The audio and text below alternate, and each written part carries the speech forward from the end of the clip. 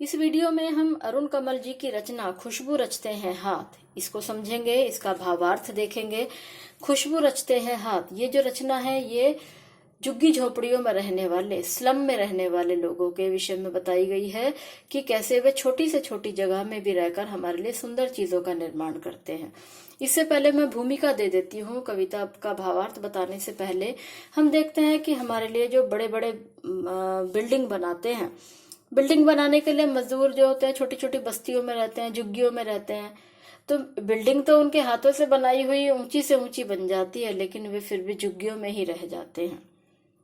कितने ऐसे मजदूर हैं जो अच्छी अच्छी चीजें बनाकर हमारे जीवन के लिए देते हैं, लेकिन उनके जीवन में कभी कोई सुधार नहीं आता है और उनके सुधार की ओर किसी का ध्यान भी नहीं जाता है। तो ऐसे ही जीवन की तकलीफों को बताने का प्रयास कवि ने यहाँ पर किया है। ये बता रहे हैं अगरबत्ती बनाने वाले जो लोग हैं वे कैसे झुग्गी झोपड़ियों में रहते हैं, कैसा जीवन बसर करते हैं, और हम उनकी ओर ध्यान क्यों नहीं देते हैं।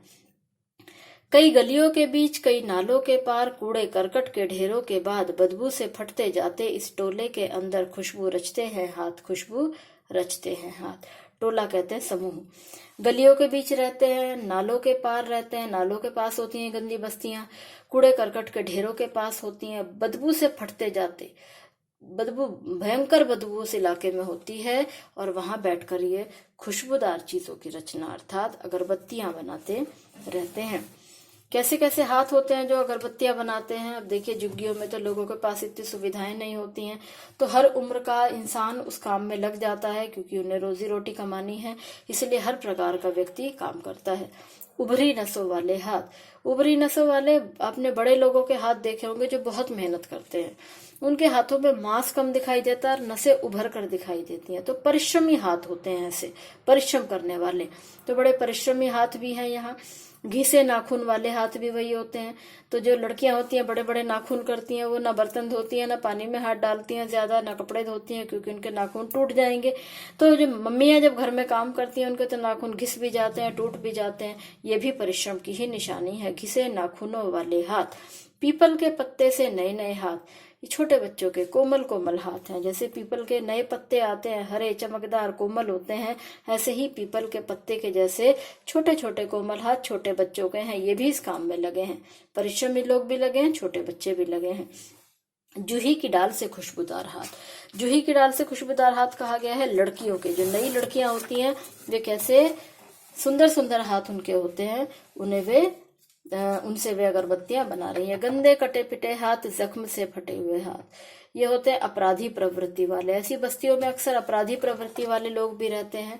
उनके हाथ कैसे होते हैं, जख्म होते हैं, कटे पिटे हाथ होते हैं, वे भी इस काम को करते हैं। खुशबू रचते हैं हाथ, खुशबू रचते हैं हाथ। यहाँ कहते हैं कि ऐसे लोग ही खुशबू की रचना करते हैं। यहीं इस गली में बनती है मुल्क की मशहूर अगरबत्तियां, इन्हीं गंदे मोहल्ले के गंदे लोग बनाते हैं केवड़ा, गुलाब, खस और रात रानी अगरबत्तियां। तो इन गलियों में ही, छोटी छोटी गलियां हैं जहां पर बहुत अधिक सुविधाएं नहीं है, यहीं पर मुल्क की, देश की मशहूर अगरबत्तियां भी बनाई जाती हैं। तो बड़े बड़े ब्रांड की जो चीजें होती हैं वो अक्सर छोटी जगहों में भी बनाने के लिए उनका कॉन्ट्रैक्ट दे दिया जाता है, और ऐसे लोगों से जब चीज बन जाती है तो ले आते हैं और उसमें अपना स्टैंप लगा दिया जाता है और उसे बेच दिया जाता है।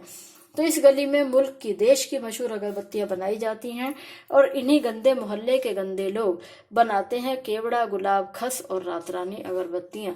इन गंदे मोहल्ले के ही गंदे लोग, जिन्हें हम गंदा ऊपर देख रहे हैं ना, गंदी बस्तियों में रहते हैं, तो ऐसे गंदे लोग ही होते हैं जो ऐसी खुशबूदार चीजें बनाते हैं। केवड़ा है, गुलाब है, खस है, रात रानी, ये सारी इसकी फ्रेग्रेंस होती है, सुगंध होती है। अगरबत्तियों में ये सारी सुगंध मिलती हैं। तो हम सोच भी नहीं सकते हैं कि अगरबत्ती शायद ऐसी जगह में, ऐसे लोगों के हाथों में बनती होंगी।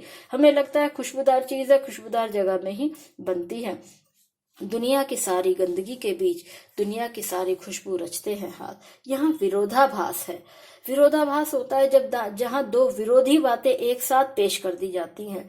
गंदगी के बीच खुशबू कैसे पेश की जाएगी? दुनिया की सारी गंदगी के बीच दुनिया की सारी खुशबू ये हाथ जो है वो रचते रहते हैं। खुशबू रचते हैं हाथ, खुशबू रचते हैं हाथ।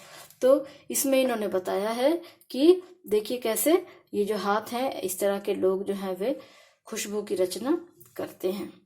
तो उम्मीद करती हूँ ये कविता भी आपको भावार्थ इसका अच्छा लगा होगा। एक नए विषय को लेकर कवि ने ये रचना की है कि ऐसे लोगों की ओर भी हमें ध्यान देना चाहिए जो हमारे जीवन को सुखद बनाते हैं, हमारे जीवन के लिए बहुत कुछ करते हैं, तो हमें भी उनके जीवन के लिए कुछ सोचना चाहिए।